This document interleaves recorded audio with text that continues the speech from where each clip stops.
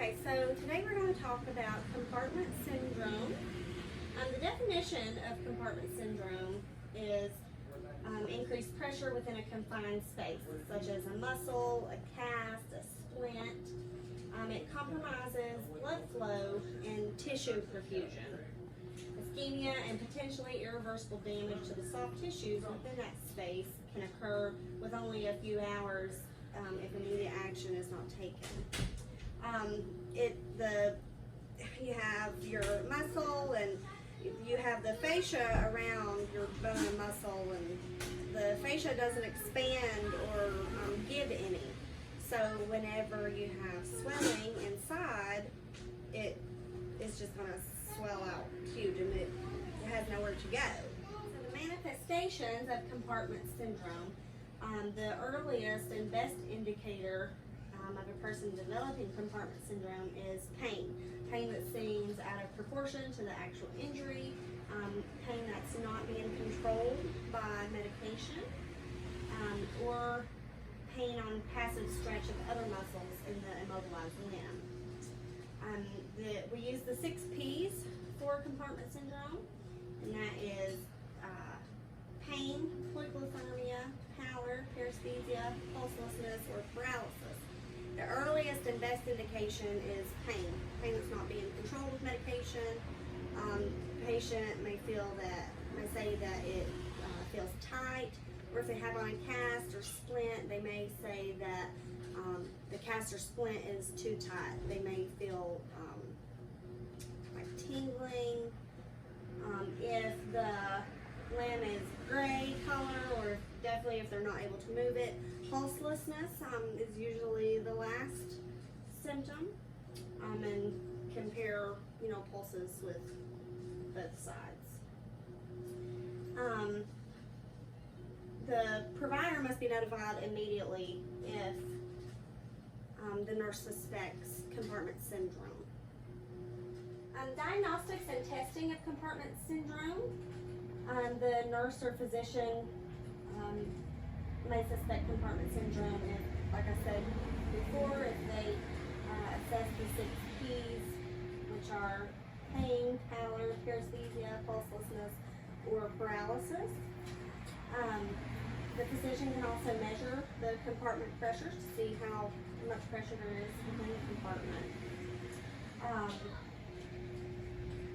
If the patient has on a cast or a splint, the cast can be cut down the middle, opened up to relieve some of that pressure.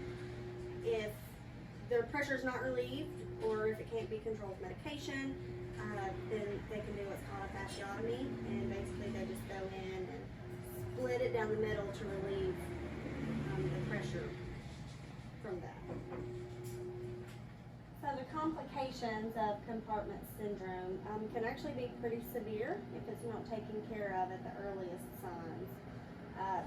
Like I said before, the earliest sign of compartment syndrome would be pain that's not relieved with medication.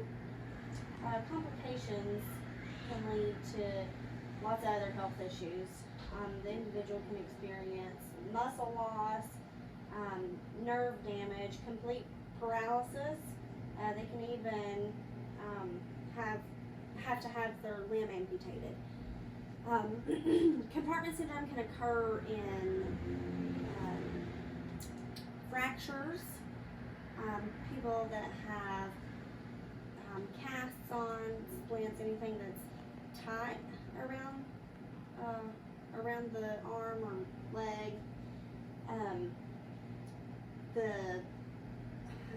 If they have a cast on, the doctor can open up the cast and try to relieve some of that pressure. Also, there's a procedure called a fasciotomy, and basically that's where the affected limb is just cut open, to relieve that pressure. So it's important to keep a check on your neurovascular assessment. You want to, again, check for pain, pallor, paresthesia, pulselessness, paralysis.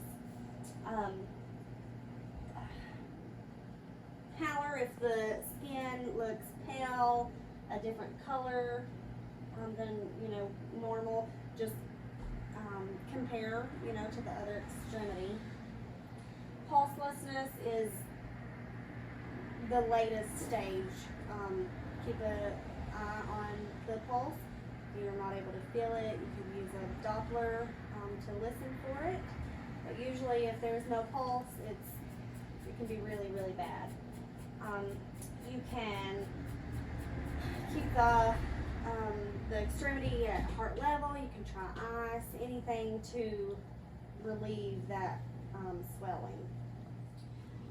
Human flourishing with treatment modalities is wearing the appropriate shoes that fit well, shoes with good arches in them, altering your gait pattern in athletes and runners.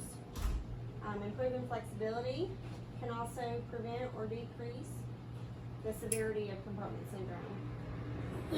Noticing any stress on certain muscle compartments during exercise may also decrease your risk. You can rest, you know, that muscle whenever you're working out or running. Stretching is a good way to help prevent compartment syndrome.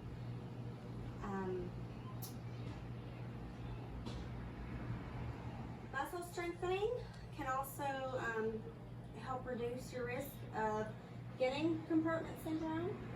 Repetitive movements such as running, anything that puts a lot of stress on the muscles, increases your risk to develop compartment syndrome as well.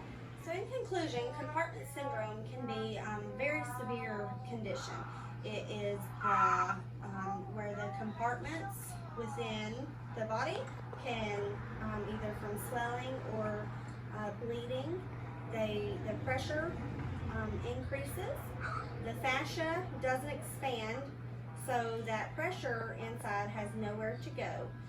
You would check for your 6 P's, check for the color of the skin, check for the difference in temperature, pallor,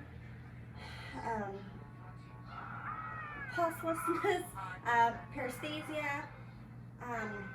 If you can't assess a pulse, then you use a Doppler.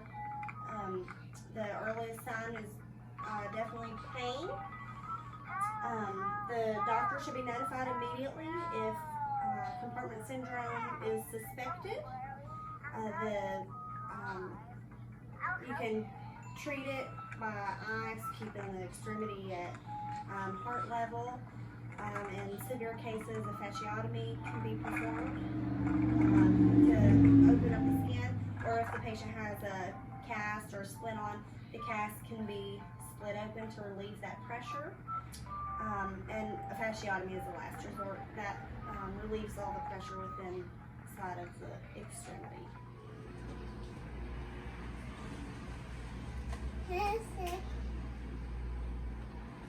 Yo.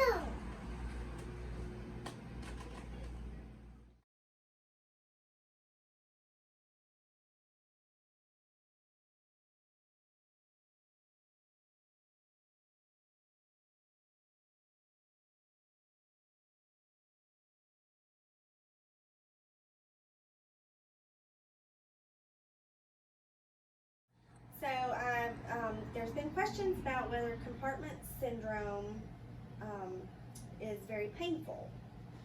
And the answer to that is yes, compartment syndrome can be very painful because of the increased pressure that is being felt. Okay, so how do you fix compartment syndrome?